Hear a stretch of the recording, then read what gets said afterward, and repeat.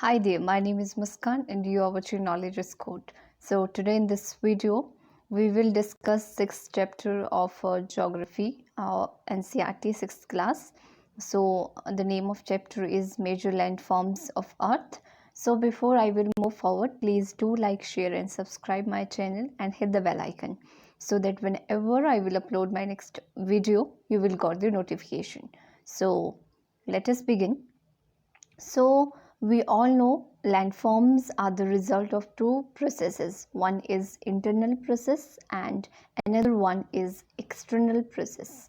So we all know within earth जो continuous movement होती है earth की, that is taking place, right? So the first और जो internal process होती है, जो पहली process होती है और जो internal process होती है, उससे क्या होता है? Upliftment and sinking of earth surface.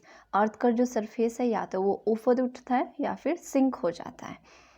सो उससे क्या होता है, जब अपलिफ्टमेंट होती है या सिंक होता है अर्थ का सरफेस, सो डिफरेंट टाइप के जो लैंडफॉर्म्स हैं वो बनते हैं अर्थ सरफेस पे. एक्चुअली यहाँ पे दो फोर्सेस की बात कर रहा है, एक इंटरनल फोर्स, एक external force, right? So second जो एक्सटर्नल फोर्स है वो इसमें क्या होता है कि continuous wearing down and rebuilding of land surface. Land का जो सरफेस है वो जो है कॉन्टिन्यूसली वेयरिंग डाउन, यानी कि जो wearing away of earth material by the process of erosion, and दूसरा प्रोसेस होता है चीज़ों को रीबिल्ड करना, deposition, right? So as it is here, the wearing away of earth surface is called erosion. Erosion किसके द्वारा हो सकता है? हवा के द्वारा हो सकता है, वाटर के द्वारा हो सकता है अर्थ सरफेस का. सो जो सरफेस में इरोजन के बाद जब डेपोजिशन होता है विंड के द्वारा ही, वाटर के द्वारा ही, मटेरियल जो है जब जम जाता है by the process of deposition, so जो अर्थ का जो सरफेस है वो रिबिल्ड हो जाता है. सो जो अर्थ का जो सरफेस है, जो लैंडफॉर्म्स बनने की जो प्रक्रिया है, इसमें टू प्रोसेस है. One is internal and other one is external, right? Internal में क्या होता है, अपलिफ्टमेंट होती है सरफेस की और सिंक हो जाता है. और सेकंड में क्या होता है, डेपोजिशन होती है और इरोजन होता है एक्सटर्नल सोर्सेज के through. So moving further, different types of landforms. Different types of landforms हमारे पास कौन कौन से हैं? माउंटेन्स हैं, प्लेन्स हैं, प्लेट्यूज हैं. When we talk about the mountains, so a mountain is any natural elevation of earth surface. Earth surface की natural elevation, उसको हम कहते हैं mountain, right? In some mountains, there are permanently frozen river of ice called a glacier. कुछ mountains में क्या होता है, permanently frozen river होती है of ice, right? उनको हम क्या कहते हैं? Glaciers. Mountain may be arranged in line known as range. जब mountains एक line में arranged होते हैं तब हम उसको क्या कहते हैं? Range, right? So moving further, the Himalayas, Alps, Andes are the mountain ranges of Asia, Europe and South America respectively. जो हिमालयाज़ है वो कहाँ पे है? वो एशिया कॉन्टिनेंट में है. जो आपके एल्प्स हैं ये कहाँ पे? यूरोप में है. और जो एंडीज़ ये साउथ अमेरिका में है. Moving further, types of mountains की जब हम बात करते हैं, so there are three types of major mountains. One is fold mountains, and other one is block mountains, and then volcanic mountains.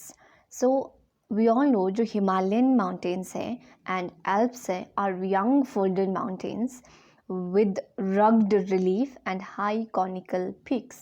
जो Himalayan है we all know अर्थ के convergence से बना है, right? and इसलिए फोल्ड हो गया है इस तरह से, दो प्लेटें आपस में यूं टकराई और ऊपर इस तरह से बन गया हिमालयस. तो ये यंगेस्ट जो है फोल्ड माउंटेन्स है. 40 मिलियन पहले ही जो है वो हिमालय बना है. सो इसकी जो पीक है हिमालयस की वो काफ़ी कॉनिकल शेप की है, राइट? जो अरावलीज है वो इंडिया में या फिर कहीं वर्ल्ड में one of the oldest fold mountain system है. एंड जो रेंज है has considerably worn down due to the process of erosion.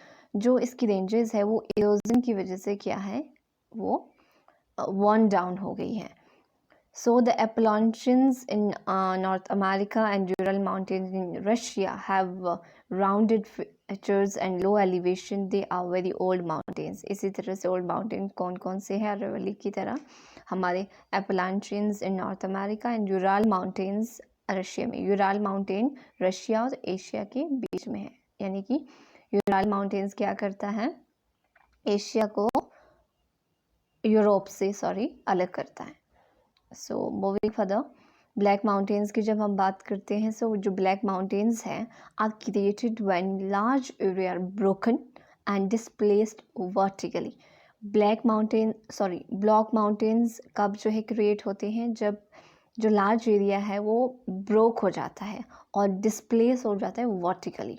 The uplifted blocks are termed as horst and the lower blocks are called graben. जब mountains जो है large area जो है वो टूट जाता है, ब्रेक हो जाता है और वर्टिकली जो है इस तरह से डिस्प्लेस हो जाता है, राइट. और जो अफ्लिक्टेड ब्लॉक होता है, ऊपर वाला जो ब्लॉक होता है ये वाला, इसको हॉस्ट कहते हैं, और जो नीचे वाला जो होता है उसको गार्बन कहते हैं. ये वाला गार्बन हो गया नीचे वाला.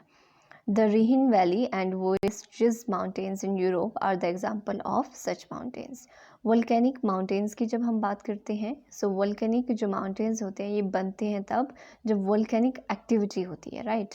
Mount Kilimanjaro in Africa and mount Fujiyama in Japan, ये इसके एग्जाम्पल है वोल्केनिक माउंटेन्स के.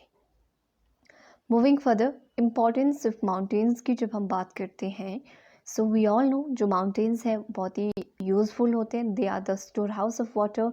जो many rivers have their source of water from glaciers in the mountains, and जो रिजर्वेयर्स हैं वो are made and the water is harnessed for the use of people. Reservoir बनाए जाते हैं, वाटर जो है हार्नेस्ड किया जाता है for the use of people. Water from mountains is also used for irrigation, generation of electricity. जो river valleys हैं, जो terraces हैं, ideal for the cultivation of crops. Mountains have a rich variety of flora and fauna. Forests provide fuel, fodder, shelter, and other products like gum and resins. So mountains में जो है वो काफ़ी सारी चीज़ें होती हैं जो हमें वो प्रोवाइड करते हैं. So mountains provide an idyllic site for tourists.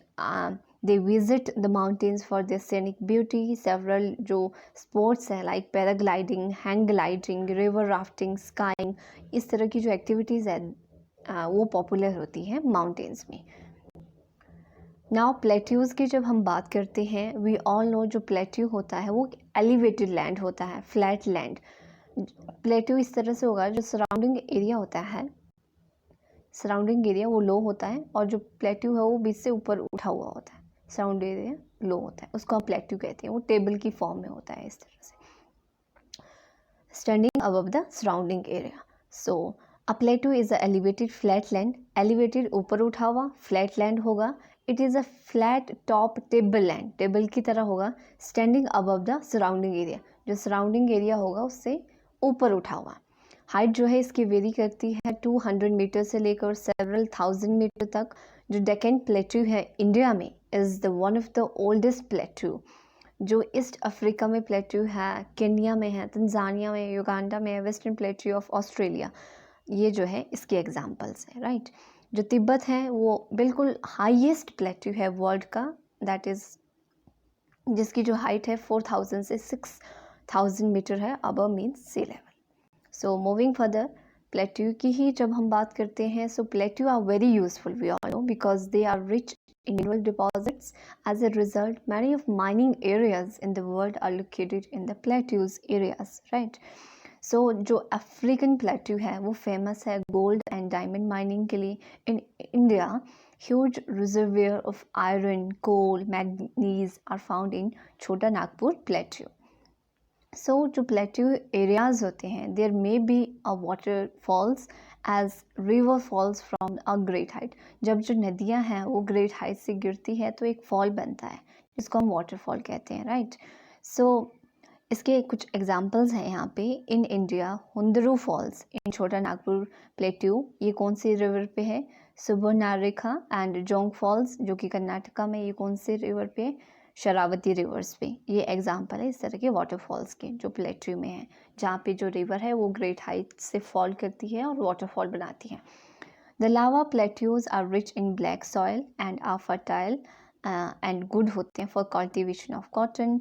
Many जो प्लेट्यूज होते हैं वो फेमस होते हैं काफ़ी सैनिक स्पॉट के लिए and great attraction to the tourist. So tourism भी जो है यहाँ पे पॉपुलर होता है, आप कह सकते हो। सो प्लेन्स की जब हम बात करते हैं, सो प्लेन्स क्या होते हैं? They are the large stretch of flat land, right?